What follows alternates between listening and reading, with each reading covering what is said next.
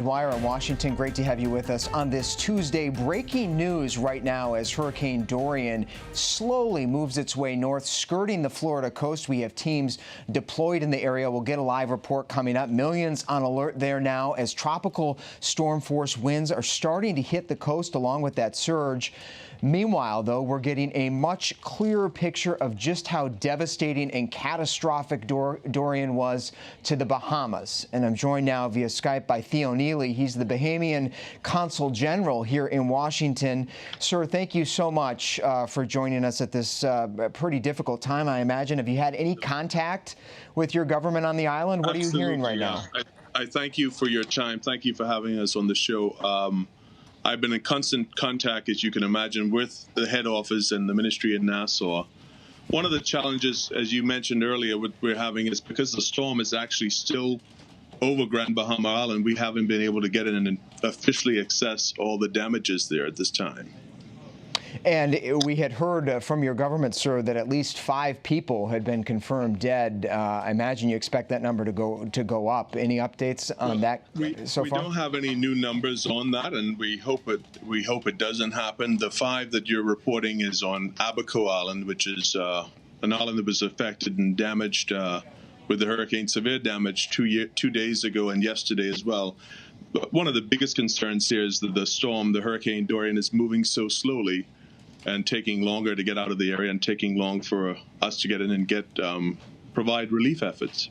And you're here in Washington, Mr. Neely. You undoubtedly have had contact with the Trump administration. We know a U.S. disaster assistance team is on the ground there. Are you receiving the help you need right now from the U.S.? Certainly the U.S. is fully on board and providing information and just waiting to see how best they can continue to assist.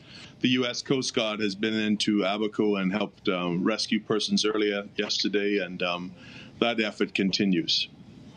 It can be chaotic and desperate on these islands, as you know full well, having lived through storms before when these storms hit. How does the government plan to keep people safe, keep that property secure as it passes? Do you guys have an operation plan? One of the concerns is the earlier information is basically to get immediate response and immediate relief on the island, and that's providing first aid, providing water, providing ice, providing tents, and providing the essentials in the earlier stage and as it relates to rebuilding later. But right now we're looking for immediate supplies to be sent to Abaco and Grand Bahama Island. Yeah, what is your greatest concern, greatest need right now in terms of supplies? Is it water and food? Is it medical gear? Well, certainly water and non-perishable food items. Mm-hmm. Also generator, because we'll have issues with electricity, providing electricity in those areas. Tents and tarpaulin. A lot of persons will have lost their homes and lost pretty much most of what they own. And relief efforts will continue, but right now we need to get on the ground in Grand Bahama, assess the damages, and move forward from there. We can expect damages to be very severe, as the Prime Minister indicated from his press conference yesterday. Yeah, he sure did. And the Red Cross, too. As you said, it is very early. The Red Cross estimating more than 13,000 houses are believed to have been damaged or destroyed. Finally, those numbers probably likely to increase. We know that people are coming to the aid and coming to rescue early. We've got constant calls here at the Annex, the consulate here in D.C. throughout the morning, throughout the day, trying to speak with persons wanting to know how best they can help, how they can assist, persons wanting to get on the ground and help already. But it's certain stages in a process we have to go through. We're very thankful for the outcry and for the persons that really want to assist and persons that are concerned. The government here in the United States and city councils and mayors and senators and so many other persons have been reaching out to us, and governments of other countries as well.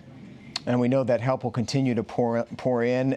We are thinking of you and your country right now. Theo Neely, the Bahamian Consul General here in Washington. Sir, thank you very much for your time. I thank you so much, and continue to think of us and continue to push our efforts. One of the other items we're looking for out of the D.C. area is anyone who could help with shipping. We're receiving supplies, and we're looking for persons who can assist with shipping to the Bahamas. All right, Consul General Neely, thank you so much. I want to bring in now ABC meteorologist Greg Dutra. He's in New York. To put this storm into some context for us, Greg, great to see you. You've been looking at the data about this thing that just passed over the Bahamas. How bad is it? Was this the worst to ever hit the Bahamas? It is, yes. Without a doubt, the worst tropical cyclone to ever hit the Bahamas, a Category 5 storm. And it's also the second slowest in recent history since we've kept track of these things. The first slowest, that was Betsy in 1965. For major hurricanes, this is second place. A lot of folks not remembering Betsy in 1965. This will be one that we will remember. And it has poured rain. We're talking feet of rain on top of 20 to 25-foot storm surges across the island of Grand Bahama, and things are finally starting to settle down as this moves off to the north, and that is a good sign. And that is what we're going to track through the next couple of days here, as it does move up the eastern seaboard of the United States, this high pressure ridge starts to break down, the steering flows come back. We've already seen some forward momentum, but we're not out of the woods in the United States just yet. There's a chance here, some of the weather models still bringing that track over the Outer Banks or perhaps even into South Carolina, something Devin will certainly get a good eye on over the next couple of days. Very quickly, Greg, what's the forecast looking like for the Eastern Caribbean, the Bahamas area? Is it going to improve for the recovery efforts? Improving, but Freeport, just over my last check, was still around hurricane strength, which probably feels a lot lighter than those winds when they were maxing out around 200 to 220 miles per hour. Things are starting to relax now. The waters are starting to go down, but now we're going to start getting a sense of the true damage that has occurred across both the Abacos and also Grand Bahama. That is for sure. Greg Dutra, thanks so much. Dorian, it's not done. It is moving very slowly. Ken Graham over at the National Hurricane Center has been on the show before. He's the guy leading the charge on tracking the storm for the federal government. Ken, thank you so much. Give us the latest on the track. Is it still trending away from the Florida coastline? You know, we got right off the coastline, finally getting some of that movement, moving at 5 miles an hour to the northwest. So it was stationary for so long over the Bahamas, so we're finally getting this movement. So yeah, that's the track. We have it right off the coast, but it's close enough. As the interior winds start to decrease, they're spreading out as well. So hurricane force winds spreading out 60 miles from the center. So it's close enough that we're keeping these hurricane warnings up for portions of the coast. But this is all week. I mean, this goes through the week right along the coastline up through Florida, South Carolina, North Carolina, and eventually Virginia. Yeah, it won't clear our territory until next weekend. It's hard to put your mind around that. Ken, thank you so much. Know you're tight on time. Thanks for coming on. Let's go now to Elizabeth Herr. She's down in New Smyrna Beach, Florida, tracking how Floridians are getting ready for that storm, as Ken pointed out there. Elizabeth, what's the mood like right now down there? Is there a sense of relief or still people on edge? You know, actually, I just ran into a woman who was walking her dog, and I asked her what she was thinking at this moment, looking at that, hearing the very latest that Dorian may not be coming close to where we are. And she said, well, relieved, yes, but she's still thinking we're not out of the woods just yet. And that's exactly what officials here want to hear, because, again, we're talking about a hurricane, and we never know what to do. And so they're urging residents to be prepared. Just to give you an idea of what the conditions are like where we are, for perspective, I'm going to ask my photographer to zoom out to show you the luxury that we are still able to take advantage of. I'm standing on a box, and we have 3 lights blasting at me so that we can at least make this TV look presentable. This obviously will all be going away once Dorian does approach and gets closer to us. And so right now the conditions, it's a little windy, overcast. Take a look over at the trees. You see they're dancing with the breeze, but it's still not too bad. You look at the waterways, not too choppy, still very calm. And in fact, there are several boats still out there. And so, and I actually see a woman now coming down on her bike. So the mood here, no one is panicking. They may be breathing a sigh of relief, keeping their fingers crossed. But again, for the most part, at least from what I'm gathering and I'm hearing, they're heeding the warning from officials and taking Dorian seriously still. Again, there are mandatory evacuation orders in place in coastal areas, and officials are urging them to, if you haven't left your home, you better stay home, especially tonight. Devin? ABC's Elizabeth Hur down there in New Smyrna Beach, Florida. Thank you so much, Elizabeth, for bringing that report. It does look like things are tenderly calm right now, although, as you said, people on edge. Let's go to FEMA headquarters now for an update on federal preparations as the storm slowly inches north. James Joseph joins us now. He's a senior FEMA administrator. Sir, thank you for coming on. As the storm appears to be bypassing the Florida coast, a direct hit at least, I imagine everybody there at FEMA is a little bit breathing a sigh of relief on this as well. Yeah, there is a sense of relief that it's not going to impact Florida as seriously as we anticipated it to as of a few days ago, but they're still not in the total clear yet. We're still going to see tropical force storm winds. We're still going to see rain in various parts of the area, which is why we ask everyone, all of your listeners, all of your viewers, if your local officials are asking you to evacuate, please heed those warnings and do so. And FEMA, Mr. Joseph, was aggressively pre-positioning resources in Florida. We heard about it and covered it here for the past week or so ahead of the storm. Have you guys had to redeploy now up to the Carolinas as well as the thing starts to look like it might hit up there? Yeah, and I think that's the most important thing is we're being very nimble in how we have our operations, because as the trajectory of the storm changes, as the impacts change, even though we're seeing a weaker storm, it's still going to provide cause impact to those areas. So we are moving resources, but right now we have resources anywhere from Florida all the way up the coast, Georgia, South Carolina, North Carolina. We have a breadth of resources throughout the southeast part of the U.S. And finally, I know as Americans remain your top priority in preparing for what might come in the next week or so, is FEMA at all involved in the efforts down in the Bahamas? Can you talk at all about what sort of resources you're putting toward that recovery effort? Sure. So the leadership of the Department of Homeland Security and FEMA are working very closely with the State Department and USAID, the Agency for International Development. Those two agencies have the lead in working with the Bahamas. They are in contact with them, and if there's any resource requests, we will look to assist. The U.S. Coast Guard has a long-standing agreement of support with the Bahamas, and they're ready to assist as well. All right, James Joseph, Senior Administrator at FEMA, really appreciate your time on this busy Tuesday. Thank you, sir, for coming on. Again, we'll continue to track Hurricane Dorian here on ABC News Live 24/7. You can follow us and our storm tracker live on the channel here, and, of course, continued forecast from our meteorologist, Greg Dutra, through the hour as well. Now, turning now to the race for 2020 and the countdown to the third Democratic primary debate, the ABC debate, on September 12th in Houston. The candidates out over the weekend, many of them now unveiling new climate change plans ahead of a climate change forum this week. And former Vice President Joe Biden looking to turn the page on a controversy that hit just before the holiday, where he seemed to mix up some of the details about a story from his time in Afghanistan. Here's how he explained what happened there. They matter in terms of whether or not you're trying to mislead people. And I wasn't trying to mislead anybody. There was a young man up on that I did pin him on. There was another young man up in that fob up at Konar Valley who was heroic as well, and it turned out Rodriguez pinned the pin on him. But my point is, I was there. The fact is, the point I was trying to make, I make again. The valor and honor of these warriors are as significant as any warriors we've ever had in the history of the United States of America. That was my point. And our political reporter, Johnny Verhoeven, is here. He covers the Biden campaign. Johnny, good to see you. So the vice president there trying to clean up from this story. Right. And going a little bit further today in an interview on NPR, he said the details are irrelevant in terms of decision-making, trying to make the case that maybe he fuddled up some of the details in a story he insisted was true, but at the end of the day, it wouldn't impact his job as president. Right, and this has kind of been his central argument ever since this story broke last week, was that the essence of this story was true, and that I was there and I felt the sentiment from the soldier who didn't want this medal.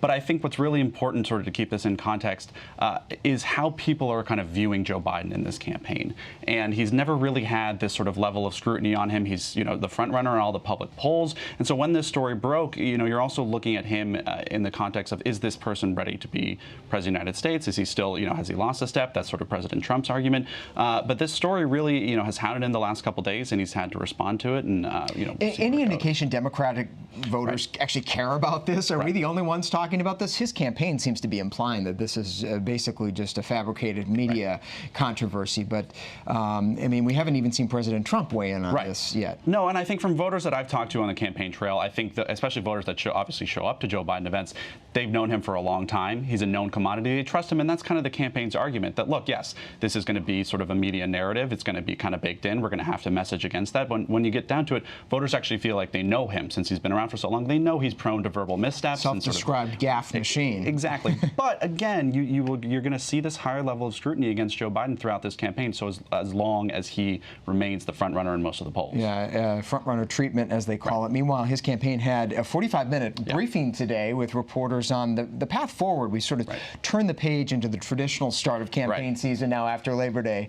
What did you learn on that call? Well, it definitely feels like we are entering a new phase of this campaign. Oh, really? Okay. They say they're ramping up for, obviously the first 4 primary states, but they're prepared for this to be a long haul. They're very much prepared for this to go beyond the first 4 states, Iowa, New Hampshire, Nevada, and South Carolina. They're prepared for this to go beyond just because they look at the resources that other campaigns have. And they say that they were asked if Iowa is a must-win state. They say no. Obviously, we'd love to win Iowa, but this nomination shouldn't be decided before more sort of diverse states, as they put it, like South Carolina. And they saw last time Bernie Sanders is not going to get out without a fight down to the wire. Maybe perhaps Elizabeth Warren as well. They also openly acknowledged, you were telling me, what they see as Joe Biden's biggest weakness right now. Honestly candid here about this. No, absolutely. They were asked if there were any sort of demographic groups of voters that they need to do better with. And they were very candid to say that, look, we are not as strong with young voters as some of these other campaigns are. They acknowledge that the former vice president's strength is with older voters. They say that's a pretty solid base to have since it's a larger chunk of the electorate and they turn out more reliably. But they acknowledge that, look, we need to do better with younger voters in order to sustain that momentum and actually build a coalition that could then win the nomination and then defeat President Trump. And of course, preparing very intensely now for the next debate.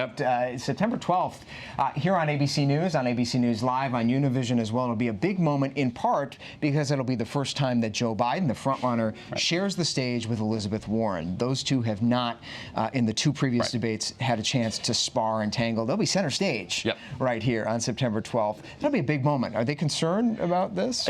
They were kind of downplaying that matchup today. They say, look, there's going to be 8 other people on that campaign stage. We don't view this as a debate between Joe Biden and Elizabeth Warren. But at a certain point, they don't really control that narrative, especially if Senator Warren, who's been rising in polls recently, especially if she kind of takes the fight directly to him, which she has not gotten the chance to do yet since she hasn't been on the same debate stage. So sort of regardless of what they want that narrative to be, it just depends on what happens next week. All right, it's going to be a fun 2 weeks in the lead up to the September 12th debate here on ABC News and on Univision, ABC News Live. You can catch it from 8 p.m. to 11 p.m. on all your ABC News stations. Again, the third Democratic debate, a much smaller field, only 10 candidates this time. It's one night only, so hope you'll join us for that. Johnny Verhoeven, thank you so much. Turning now to another major story in the news this fall season as we head into the congressional return here in Washington, D.C. Today marks 1 month since that deadly shooting rampage in El Paso, Texas at a Walmart that cost 22 lives and injured 24. Of course, 1 day later, a second massacre in Dayton, Ohio claimed 9 more lives. And over the past 30 days since that Dayton shooting, 39 more Americans lost their lives in mass shootings, many of which received far less attention, according to the Gun Violence Archive. So as lawmakers return here to the Capitol with a very narrow window to address gun violence, I caught up with Dayton's Mayor Nan Whaley a short time ago to talk about her plans to be here in Washington to keep the pressure on. How are you doing? How's the city doing right now? Well, I think we're doing okay. I mean, the process of dealing with trauma and dealing with grief is different for each person. And, I don't think a day goes by where I'm not reached out on Facebook Messenger or someone calls my office from a family member or someone that was in the Oregon district, just going through this process of loss. And so we're really, leaning in to make sure people know that there's resources available for them, that Dayton Strong means being strong enough to say you need to talk to someone, and making sure that we have those resources available for everyone in our community. You've also been so determined, both as a mayor and leader of your community, but also nationally, that we not forget those who gave their lives, the 9 who died in your city, and that we do something. In your words, you wrote an op-ed recently, said we owe it to them to do something. Congress is back in town here next week in Washington. How confident are you right now that this time will be different, that they may actually get something done? Well, look, I think every mayor that goes through this hopes that their city is the difference maker in making sure that another city doesn't have to go through these tragedies. Unfortunately for me, Odessa and Midland have already experienced yet another mass shooting. We've experienced, less than a month after Dayton's, and we know that they'll continue to happen. Dayton was number 251, I think, of mass shootings this year. I don't even know what number we're up to now, but it's, more than there are calendar days. And so, I think the question for Congress is, when is enough enough? Does every single community have to go through a mass shooting for them to take action? I know that mayors from across the country will be in D.C. to start off their fall session to get this message across. We'll be meeting with senators and making sure that our voice is heard, because we don't want the people that have died and their families to be not remembered, to not take action. Yeah, and as you were alluding to there, 39 others have died in the intervening 30 days since the Dayton shooting. It's incredible, according to the National Gun Violence Archive. When you're in town, I know President Trump has talked a lot about putting together a big package. In fact, over the weekend said he's got a big package of things that he plans to unveil. Are you of the mind that something is better than nothing, that if this town can at least take some small action of bipartisan compromise would be a good down payment on gun violence reform? Or are you somebody who would advocate a big swing for the fences, go for some of these big issues you've been talking about? Well, I think any action and any movement is a positive one. The level of positive is based on how large the action is. Certainly, I think anytime we can get any sort of bipartisan support is a win, because there's really no bipartisan support for anything, because Washington is so gridlocked, because a big portion of them are in the pockets of gun makers and the gun lobby. So if we could get any sort of movement, I think that will be a step in the positive direction. We're seeing that in Ohio. The Republican governor, is making some steps in the right direction. They're certainly not as large as I would like to see, but they are steps that have moved a boat that was going one direction in Ohio into another way, and that's how I look us to be able to do in D.C. as well. And the private sector has been stepping up as well. Just as we're coming on the air with you, Mayor, I don't know if you saw, Walmart has announced they're going to ban the sale of short barrel rifle ammunition, which could be used in some of those high capacity clips. Also completely stopped selling handguns in their stores. Alaska was sort of a last vestige of that. A big step forward in your view? Yeah, I think it's great. I appreciate, the private sector taking leadership on this issue, and not surprisingly doing it before Congress does. Quite frankly, I think that folks in Washington are slower to understand what's going on in our communities, and a lot of times the private sector sees it before the people that represent us do. And so I'm just hopeful that we can go next week and get some action to really honor the message that Daytonians said the night of our vigil, to do something on this issue. And I'm not going to rest until we continue to get action to make sure that cities like Dayton are less and less in our country. And finally, Mayor, I just want to ask you, you've had some tense back and forth with the president, both on Twitter. I know you spoke to him personally when he came to your town. Do you have any expectation of meeting with the White House? Do you have any plans to reach out to them to do more here? Yeah, I think the Conference of Mayors, we are planning a meeting with the White House that is underway. But what the president typically does on these issues is says you're going to like what you see when you're in the thick of it, hopes that people will forget, and then goes on and listens to the NRA. I think what's happening now, unfortunately, these mass shootings are so regular and so much now a part of every day that people aren't forgetting. And so I think that's the challenge that he has, because a different community is going through this every single day, which is really heartbreaking. Yeah, we cannot forget all those who died, including the 9 in Dayton. Mayor Nan Whaley of Dayton, Ohio, thank you so much, Mayor, for coming on today. Thank you. And the reaction to Walmart's action today on stopping to sell a certain amount of ammunition and certainly ceasing the sale of all handguns has been very well received on Twitter. We should say that March for Our Lives co-founder, Parkland graduate David Hogg just tweeted thanks to the company for, quote, taking a stand for peace. We're also hearing from a number of the 2020 candidates as well. Beto O'Rourke, former congressman from El Paso, where that mass shooting took place out of Walmart, says this is a step in the right direction. I'm grateful that Walmart's taken this action, but we can't rely on corporations to stop gun violence, he says. He's calling for background checks, red flag laws, and a buyback of assault weapons. Also hearing from Elizabeth Warren today as well. She's praising Walmart for this step, calling on more steps to be taken. And Cory Booker, New Jersey senator, active senator, putting out this statement saying that the decision by Walmart only happened because employees and activists have been unrelenting in their fight to combat gun violence at every level. Of course, a nod to the activism, particularly from young people in the March for Our Lives movement, to get something done. We will see starting next week whether Congress can fulfill that promise that the mayor was talking about.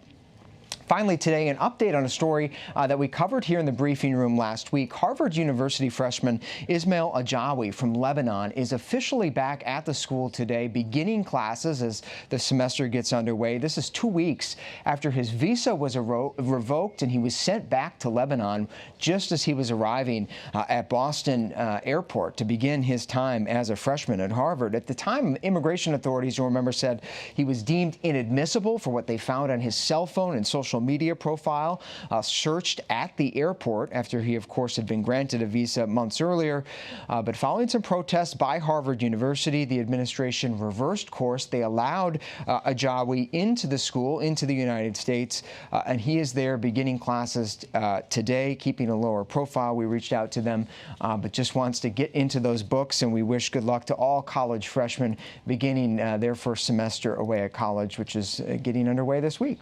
Thanks to you for joining us here in the briefing room on this Tuesday. We'll have full continuing coverage of Hurricane Dorian throughout the day and throughout the week here on ABC News Live. You can download the ABC News app to follow those updates live. There's a live button at the bottom of the screen when you go into that app. It is commercial free. Hope you join us there. I'm Devin Dwyer in Washington. See you back here tomorrow.